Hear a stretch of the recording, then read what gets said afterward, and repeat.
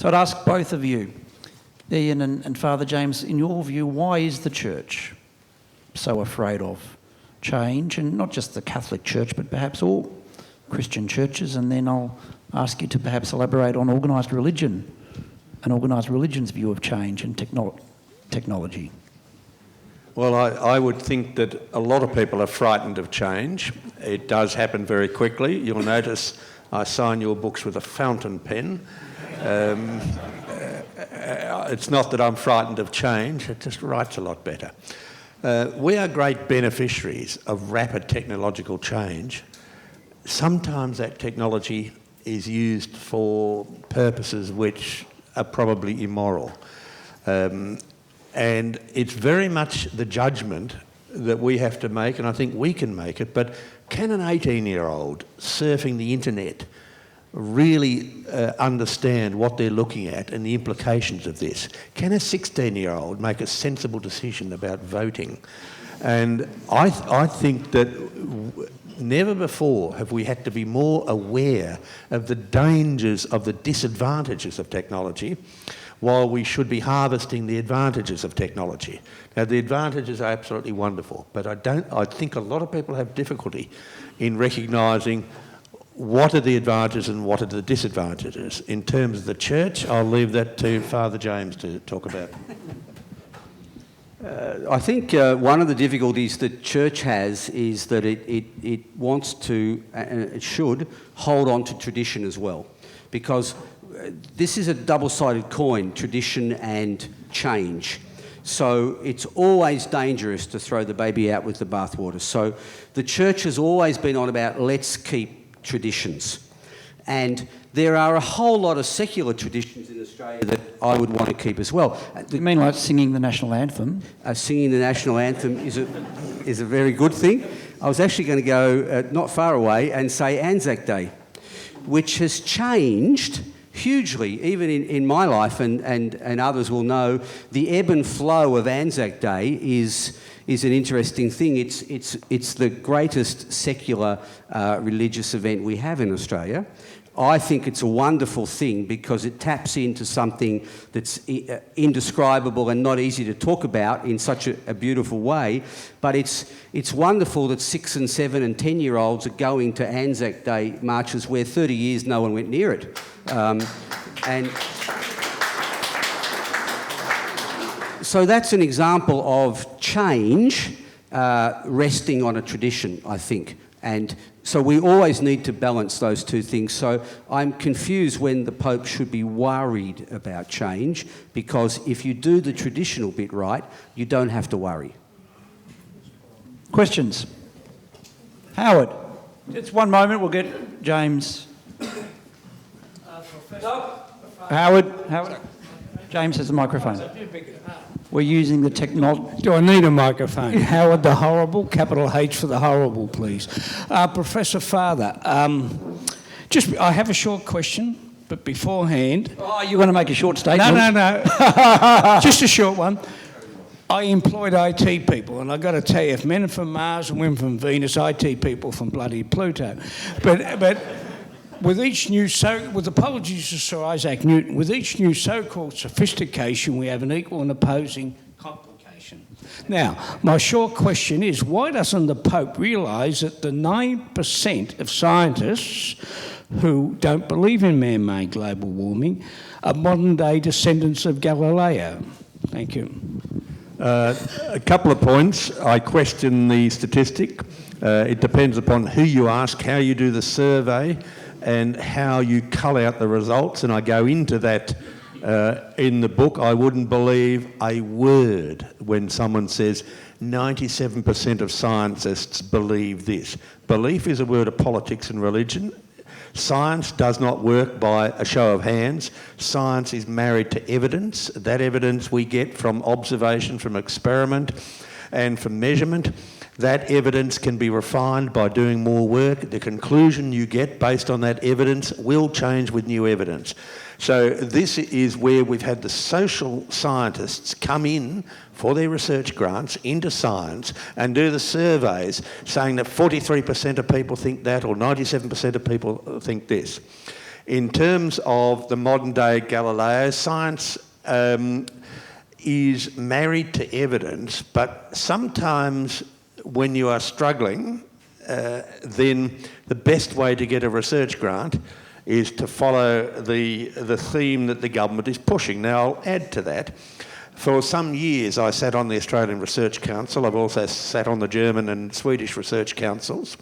And these governments will say, right, this time we're having a war on cancer. So if you're a biologist and you can find something in a leaf that might help in the war on cancer, you'll get your funding. It's the same now. We're dealing with climate. And if you can wind climate into whatever you're doing, into the intensity of dirt under your toenails, and you can relate that to climate, then you will get funded. And it's a rather sad world now where we do not fund curiosity, we are funding popular themes. Ian, you talk about in heaven and hell, the Bjorn Lomborg story, and related to your answer just then to Howard, can you elaborate on what the Bjorn Lomborg episode says about Australia and Australia's universities? I finished writing about Bjorn Lomborg in the middle of September. Things have moved on a little bit since then. I think that's absolutely disgusting. Here we have places of free inquiry that are stopping views which may or may not be offensive. Universities are places where you have vibrant discussion, where you need not necessarily agree or disagree, but it's based on argument and evidence. And what this is showing us is that universities now are producing people who are not really employable. And many of you out here are employers, and I'm sure that you have got comments to make about new graduates. Most graduates can't write.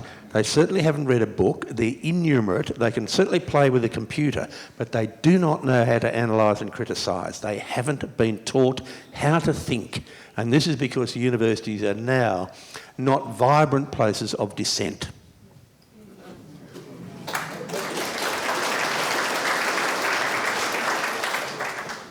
Nothing.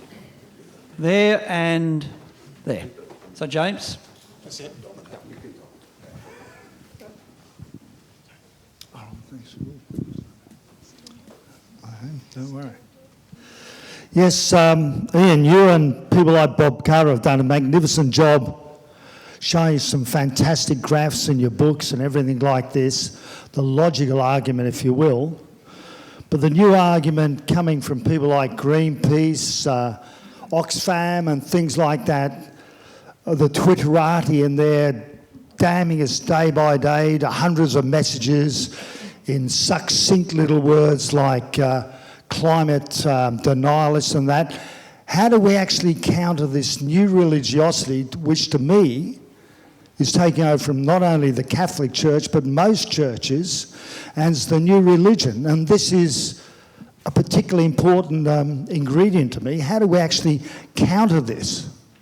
I'll be very brief and then hand over to Father James.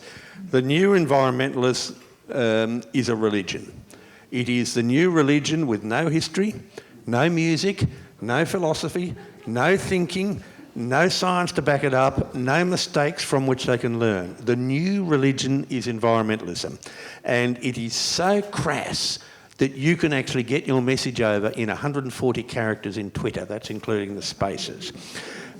Ultimately, we are going to suffer for that. We will have a society that will not know how to solve problems.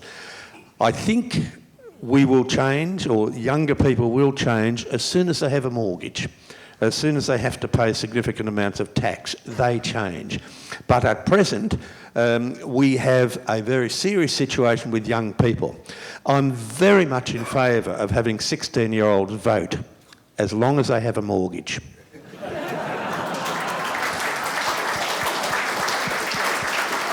Just before Father James comments, I'm not sure whether everyone here knows about the fact Ian is fluent in German, having spent many years in Germany, and I haven't seen it, but Ian has apparently one of the largest classical music collections in Adelaide. If anyone understands the deep sense of the romantic and romanticism, it would be you. Ian, is the new environmentalism new at all, or is it simply harking back to a deep-seated romanticism as a reaction against the Enlightenment or something else? Yes, I argue that that's the case, that it's harking back, and in terms of music, I use counterpoint. And if any of you are aware of music, I've used counterpoint to differentiate the Western world from all other societies. And I think twice I've referred to music and various ways in which we can use music to separate the world into those who have had that 2,500 year journey from Aristotle to those that are suddenly inventing the new religion like the environmentalists. Mr. Peppard.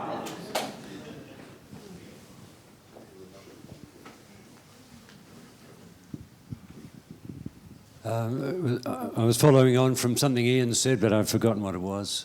But it was basically, you were saying that the universities were in places of dissent and so on. The Catholic Church, of course, is not an obvious place of dissent. There wouldn't have been a Reformation back then. So my question is more to Father James. Do you think we need a reformation now? We're all IPA, largely IPA members here, that the common thread is not Catholicism, but a belief in open societies, freedom, engagement, particularly at this time with the Catholic Church in its usual hierarchical fashion. They've got Archbishop Sorondo